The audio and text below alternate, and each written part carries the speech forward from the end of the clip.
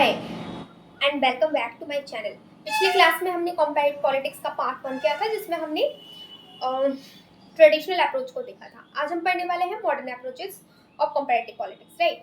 तो traditional approach में हम थोड़ा रिकैप कर लेते हैं कि ट्रेडिशनल अप्रोच में जो हमने पढ़ा था उसमें हमने पढ़ा क्या क्या था। ट्रेडिशनल अप्रोच के अंदर, कंपैरेटिव पॉलिटिक्स के ट्रेडिशनल अप्रोच के अंदर हमने पढ़ा था कि 4 टाइप के अप्रोचेस होते हैं। Philosophical, right. ट्रेडिशनल में 4 टाइप के अप्रोचेस होते हैं।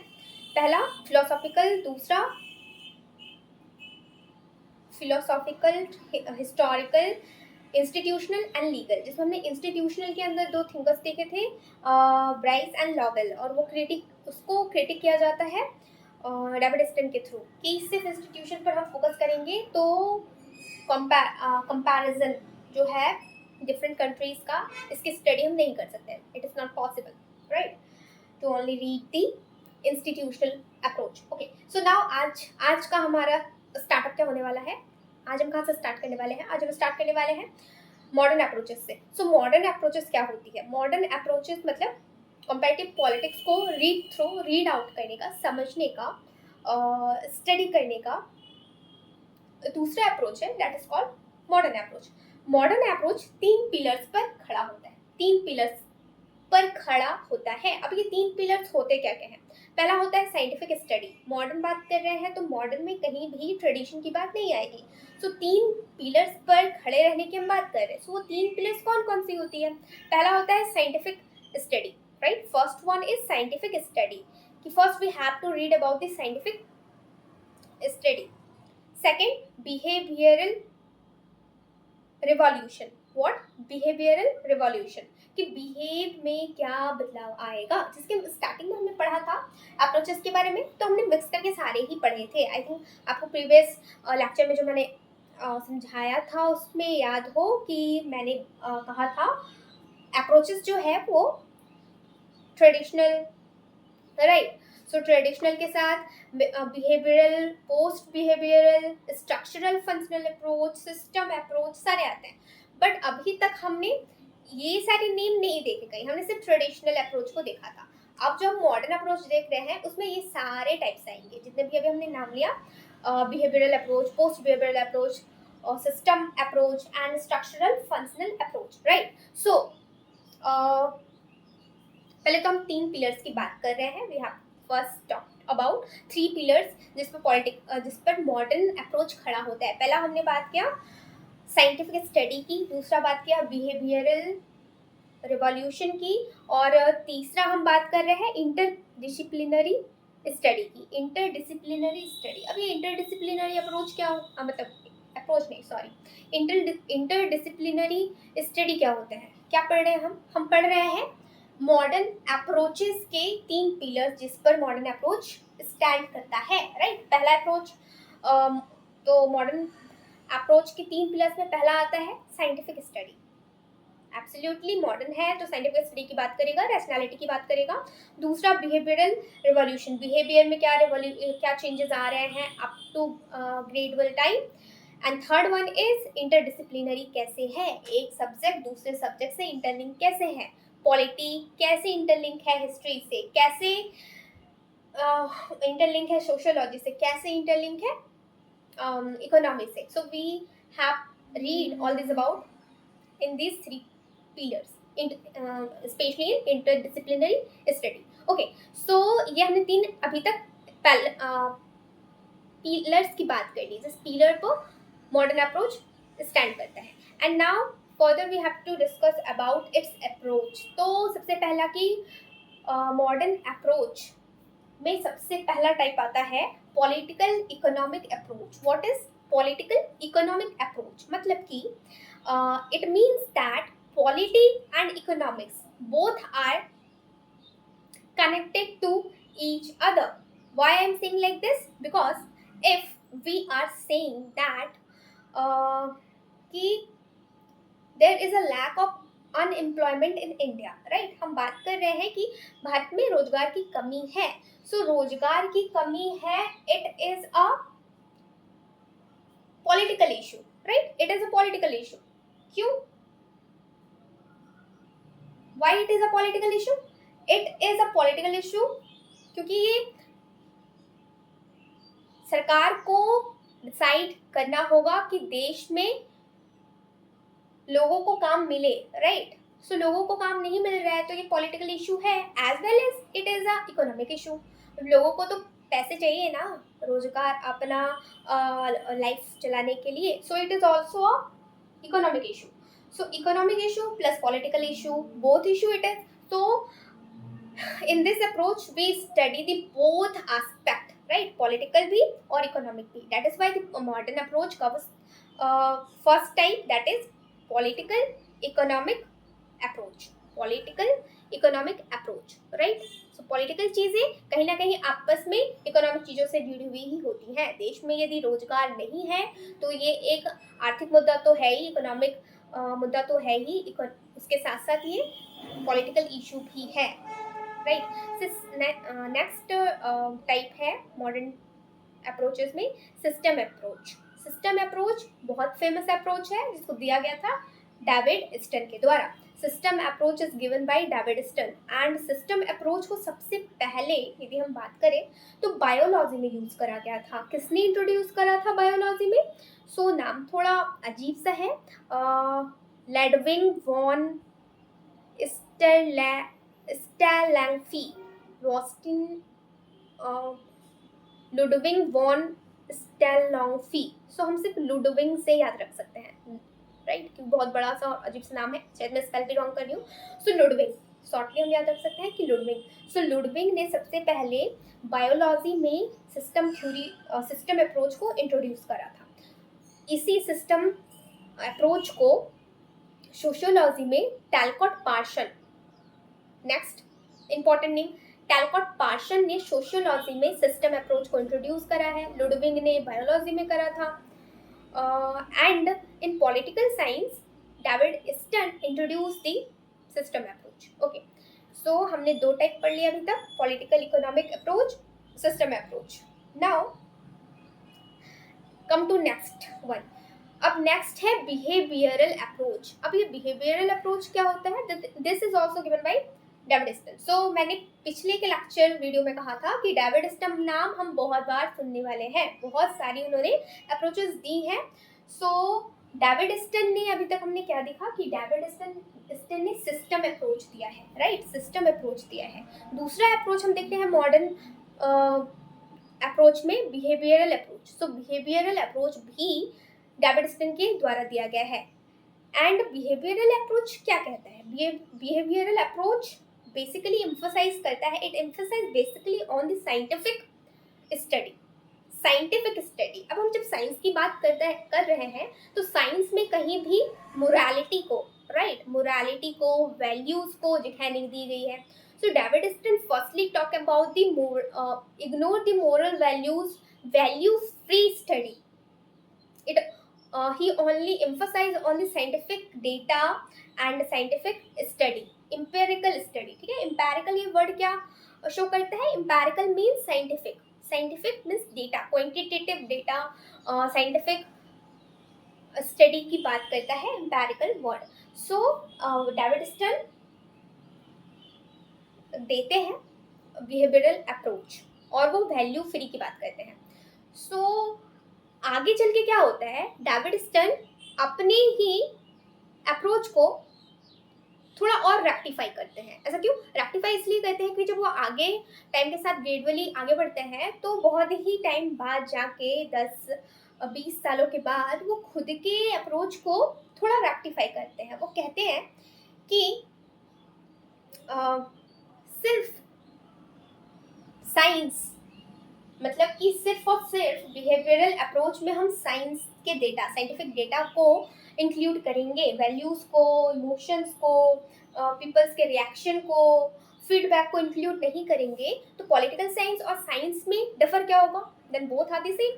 पॉलिटिकल साइंस और साइंस एक दूसरे से अलग है कैसे? क्योंकि साइंस डेटा की बात करता है, पॉलिटिकल साइंस सिर्फ डेटा की बात नहीं करता, वैल्यू एडिशन की भी बात करता है। सो हम वैल्यू को टोटली इग्नोर नहीं कर सकते क्योंकि ये पॉलिटिकल साइंस को साइंस बनाना, फिर पॉलिटिकल साइंस का इंपॉर्टेंस ही क्या है।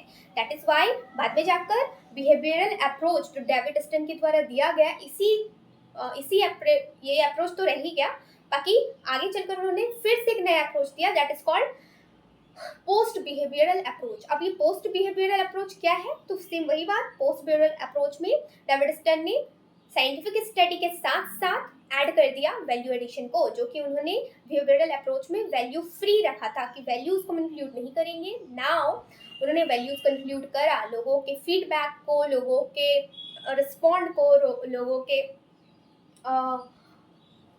पार्टिसिपेशन को इंक्लूड करा।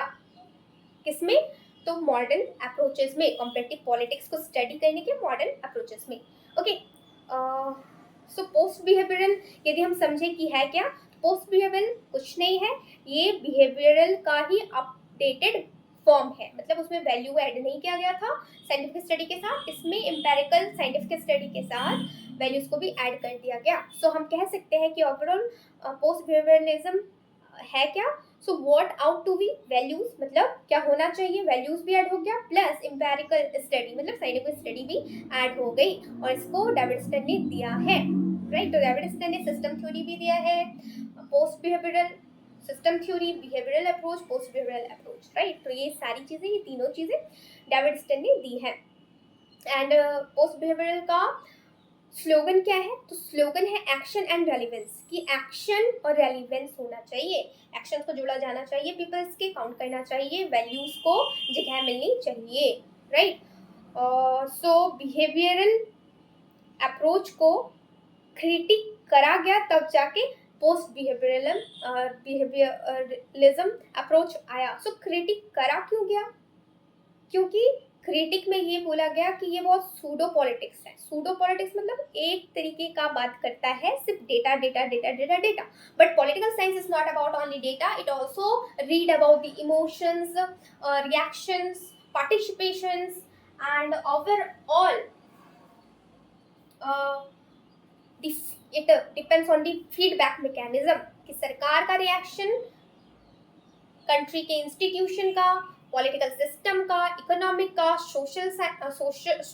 सोसाइटी का, इन सारे का कंबाइंड स्टडी को ही के बाद ही हम एक फाइनल कंपैरिजन कर सकते हैं, राइट। किसी भी एक डेटा पर बेस रखकर पूरा का पूरा स्टडी नहीं किया जा सकता, ठीक है। तो हमने अब तक क्या क्या पढ़ लिया मॉडर्न अप्रोचेस के अंदर, पॉलिटिकल इकोनॉमिक अप्रोच देख लिया, कैसे पॉलिटिकल और इकोनॉमिक आपस में इंटरकनेक्टेड है, ठीक है। दूसरा हमने देखा सिस्टम अप्रोच, जो कि हमने देख लिया कि सबसे पहले बायोलॉजी में लुडविग ने दिया था, फिर सोशियोलॉजी में टैलकॉट पार्सन ने, और फिर डेविड स्टर्न ने पॉलिटिकल साइंस में इसको इंट्रोड्यूस करा। फिर बिहेवियरल अप्रोच भी देखा, जो डेविड स्टर्न के द्वारा ही दिया गया, वैल्यू फ्री। पोस्ट बिहेवियरलिज्म हमने देखा, पोस्ट बिहेवियरलिज्म आया क्रिटिक के थ्रू, क्योंकि बहुत ही ज़्यादा वो सूडो पॉलिटिक्स हो रहा था, डेटा डेटा डेटा की बात कर रहा था। देन ये भी ऑल्सो डेविड स्टर्न के थ्रू ही दिया गया है। नाउ हम बात करते हैं स्ट्रक्चरल फंक्शनल अप्रोच की। अब ये स्ट्रक्चरल फंक्शनल अप्रोच होता क्या है, स्ट्रक्चरल फंक्शनल अप्रोच बहुत इंपॉर्टेंट पर्सनैलिटी के द्वारा दिया गया है, नाम याद रखने की हमको जरूरत है, कि स्ट्रक्चरल फंक्शनल अप्रोच दिया गया है बाय गैब्रियल आमंड। किसके द्वारा दिया गया है, by Gabriel Almond. Structural functional approach is given by Gabriel Almond, and Gabriel Almond input और आउटपुट की बात करते हैं। जैसे सिस्टम थ्योरी में डेविड स्टर्न भी इनपुट आउटपुट फीडबैक मैकेनिज्म की बात करता है, वो मैं वर्बली बोल के समझा नहीं सकती क्योंकि वो डायग्राम की बात है। सो हम यहाँ पर बस वर्ड्स के थ्रू समझने की कोशिश करते हैं कि स्ट्रक्चरल फंक्शनल अप्रोच जो होता है, ये इनपुट आउटपुट फीडबैक का एक मॉडल है जिस पर ये काम करता है, राइट। सर्कुलर मॉडल है कि पहले इनपुट मतलब पॉलिसी, कुछ डिमांड जो पीपल्स के थ्रू सरकार से मांगी जाएगी, पॉलिटिकल सिस्टम में जाएगी, इनपुट जो हमारे पीपल्स के थ्रू डिमांड की गई सरकार से, जैसे कि हमें हेल्थ फैसिलिटी चाहिए या अच्छा इंफ्रास्ट्रक्चर चाहिए, ये इनपुट है। ये इनपुट पॉलिटिकल सिस्टम में जाएगा, राइट, पॉलिटिकल सिस्टम में सरकार के पास जाएगा। फिर सरकार एज अ आउटपुट क्या करेगी, कुछ डिसीजंस, कुछ पॉलिसीज निकालेगी। अब क्या होगा, ये इन्वायरमेंट में जाएगा, इन्वायरमेंट मतलब हमारे सोसाइटी में आएगा। कुछ लोग इससे बेनिफिशियल होंगे, जैसे गया कि हमको अच्छा हेल्थ स्ट्रक्चर चाहिए, इनपुट की तरह सरकार के अंदर गया, पॉलिटिकल सिस्टम में गया, आउटपुट में निकला, सरकार ने क्या किया, 5 लाख का हेल्थ स्कीम निकाल दिया। अब इंफ्रास्ट्रक्चर अच्छा चाहिए, पीपल का डिमांड था, सरकार ने 5 लाख का बीमा इंश्योरेंस निकाल दिया। इससे कुछ लोग बेनिफिटेड होंगे और कुछ नहीं होंगे, क्योंकि जो डिमांड था उसके अकॉर्डिंग टू सरकार अपने फायदे के अकॉर्डिंग टू 5 लाख का बीमा निकाली। किसी लोगों ने तो इंफ्रास्ट्रक्चर अच्छे होने की बात की थी ना, कि रोड का कनेक्शन अच्छा कर दो, हॉस्पिटल तक रीच अच्छा हो जाए हमको, लेकिन सरकार ने तो यहाँ पर पैसे दे दिया। हाँ, कुछ लोग इससे बेनिफिशियल होंगे, जो इस चीज़ से बेनिफिशियल होंगे वो सरकार को सपोर्ट करेंगे। तो फीडबैक मैकेनिज्म लूप में सरकार के पास कुछ सपोर्ट करेंगे, और कुछ जो है वो नाखुश होंगे कि हमको अच्छा इंफ्रास्ट्रक्चर चाहिए था, हॉस्पिटल अच्छा चाहिए था अपने गाँव में, हमें पैसे की तो ज़रूरत नहीं है। वो फिर से सरकार को यही बात दोबारा बोलेगी कि हमको अच्छा फैसिलिटी चाहिए, इंफ्रास्ट्रक्चर चाहिए हेल्थ रिगार्डिंग। ये एक input output political system, feedback mechanism, environment का एक लूप चलता है, जिसको कि स्ट्रक्चर फंक्शनल अप्रोच कहते हैं, जो कि गैब्रिएल आमंड के द्वारा दिया गया था।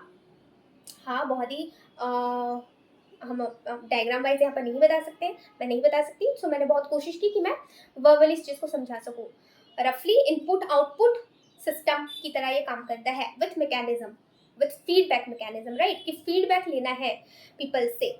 ओके, अब ये इनपुट फंक्शन और आउटपुट फंक्शन दो अलग अलग होता है। इनपुट फंक्शन में क्या क्या होता है उसके कुछ क्रोनोलॉजी हमको लाइन वाइज याद रखने पड़ते हैं, और आउटपुट में क्या क्या क्रोनोलॉजी होता है उसको भी याद रखना पड़ता है, क्योंकि ये एग्जाम पॉइंट ऑफ व्यू से बहुत इंपॉर्टेंट हो जाता है। इनपुट फंक्शन क्रोनोलॉजी में पहला आता है political socialisation, right, political social input में political socialisation and recruitment. Political socialise होंगे लोग एंड रिक्रूट करेंगे। Interest articulation second, third interest aggregation, fourth political communication. अब मैंने ये क्या क्या कह दिया, मैंने कहा कि सबसे पहले क्या होगा, इनपुट मतलब हम जो डिमांड भेजेंगे, हम जो डिमांड करेंगे, है ना, हमारी जो भी डिमांड होंगी सरकार से। पॉलिटिकल सोशलाइजेशन, लोगों का एक ग्रुप बनेगा कि हमको क्या चाहिए सरकार से, राइट। फिर वो क्या करेगी, आर्टिकुलेट करेगी, दैट मीन्स बताएगी सरकार को कि हमको क्या क्या क्या क्या क्या क्या चाहिए, डिमांड क्या है। फिर इंटरेस्ट एग्रीगेट होगा, लोगों का समूह जुड़ेगा। देन आफ्टर कम्युनिकेट करेगा, जैसे कि पॉलिटिकल कम्युनिकेशन की यदि हम बात करें तो मीडिया क्या करती है, मीडिया चैनल में हम क्या देखते हैं कि पॉलिटिकल से कुछ ग्रुप्स आ रहे हैं, पीपल्स के कुछ ग्रुप्स से आपस में इंटरेक्शन हो रहा है। मीडिया क्या करती है, पॉलिटिकल कम्युनिकेशन करवाती है। और कुछ इसके अलावा कुछ आउटपुट फंक्शन भी होते हैं कि उसके बाद फिर सरकार रूल निकालती है, रूल्स जनता के बीच में जाता है, और जनता फिर उसको देखती है कि उनके अकॉर्डिंग टू आया है तो गुड रिस्पॉन्स करेगी, नहीं आया है तो नेगेटिव रिस्पॉन्स जाएगा सरकार के पास। तो ये हमारा हो गया पूरी मॉडर्न अप्रोचेस के अंदर political economic approach, system approach, behavioural approach and structural functional approach. Then post behavioural approach हम देख चुके हैं। पांचवा अप्रोच है न्यू इंस्टीट्यूशनल अप्रोच। अब ये न्यू इंस्टीट्यूशनल अप्रोच होता क्या है, इंस्टीट्यूशन मतलब जो इंस्टीट्यूशन की बात करेगा, लेकिन सिर्फ इंस्टीट्यूशन नहीं है यहाँ पर, न्यू इंस्टीट्यूशनल अप्रोच है। न्यू इंस्टीट्यूशनल अप्रोच मतलब जो कि बिहेवियरल प्लस इंस्टीट्यूशन की बात करेगा, और इसमें सबसे इंपॉर्टेंट थिंकर्स मार्स और ऑल्सन आते हैं, मार्स और ऑल्सन आते हैं, राइट। मार्स और ऑल्सन आते हैं, और इसके 3 ब्रांचेस हैं न्यू इंस्टीट्यूशनल के। 3 ब्रांचेस होते हैं न्यू इंस्टीट्यूशनलिज्म के 3 ब्रांचेस होते हैं, और तीनों ब्रांचेस बहुत इंपॉर्टेंट है एग्जाम पॉइंट ऑफ व्यू से। नाम याद रखना है उनका, पहला है rational choice institutionalism, national choice, first national choice, दूसरा है हिस्टोरिकल इंस्टीट्यूशन, और तीसरा है सोशियोलॉजिकल इंस्टीट्यूशन। अब रैशनल चॉइस इंस्टीट्यूशन क्या होता है, जो मिनिमम इनपुट देकर मैक्सिमम आउटपुट चाहता है, मतलब हम कम से कम कुछ भी लगाए वहाँ पर हमें ज़्यादा से ज़्यादा चाहिए, राइट। कम से कम हम कुछ भी इनपुट करें वहाँ हमें ज़्यादा से ज़्यादा चाहिए।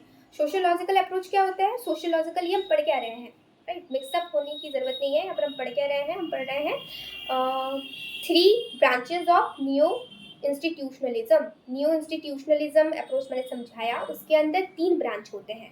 पहला होता है रैशनल चॉइस, दूसरा होता है हिस्टोरिकल, तीसरा होता है सोशियोलॉजिकल। सो सोशियोलॉजिकल बात क्या करता है? सोशियोलॉजिकल इंस्टीट्यूशनल बात करता है सिम्बॉल्स, कल्चर, नॉर्म्स के स्टडी की, मतलब सोशल कल्चर इम्पैक्ट की सोसाइटी में क्या सोशली इम्पैक्ट हो रहा है, क्या कल्चर वाइज इम्पैक्ट हो रहा है। क्योंकि किसी भी इंस्टीट्यूशन, हम किसी भी देश में, कोई भी देश हो, वहाँ के हमें पहले सोशल और कल्चरल चीज़ों को देखकर ही हम चीज़ों को पता लगा सकते हैं। जैसे कि वाइट कलर के अकॉर्डिंग टू बहुत कुछ चेंज हो जाता है। वाइट कलर ले ले, है ना, वाइट कलर रिलीजन्स के अकॉर्डिंग टू अलग अलग सिग्निफाई रखता है। वाइट कलर किसी रिलीजन में शोक शोक को रिप्रेजेंट करता है, किसी में खुशी को रिप्रेजेंट करता है। सो वी हैव नॉट जज ओनली द इंस्टीट्यूशन स्टडी, है ना, सिर्फ हम इंस्टीट्यूशन को का स्टडी नहीं कर सकते, या सिर्फ हम उसके कल्चर को, बिना कंट्री के कल्चर को, बिना कंट्री के सोशल एस्पेक्ट को देखकर हम इंस्टीट्यूशन को सिर्फ अपना आधार बेस नहीं बना सकते हैं कि इंस्टीट्यूशन को पढ़ लिया तो ये सारी जगह का ऐसा ही होगा पॉलिटिक्स। सो ये हम नहीं कह सकते, क्योंकि हर एक कंट्री अलग है, वहाँ का सोशल बैकग्राउंड अलग है, कल्चरल बैकग्राउंड अलग है। जैसे कि हम एग्जांपल लें अफ़गानिस्तान का, तो अफ़गानिस्तान में रिसेंटली कि विमेंस के साथ बहुत ही रिस्ट्रिक्टेड बिहेवियर रखा जाता है कंट्री में। क्या है अपडेटेड न्यूज़? तो अपडेटेड न्यूज़ ये है कि वहाँ की विमेंस को गैदरिंग नहीं करना है आपस में। रिसेंट न्यूज़ करंट अफेयर्स है कि आपस में गैदरिंग भी नहीं करना है, वो बात भी नहीं कर सकती।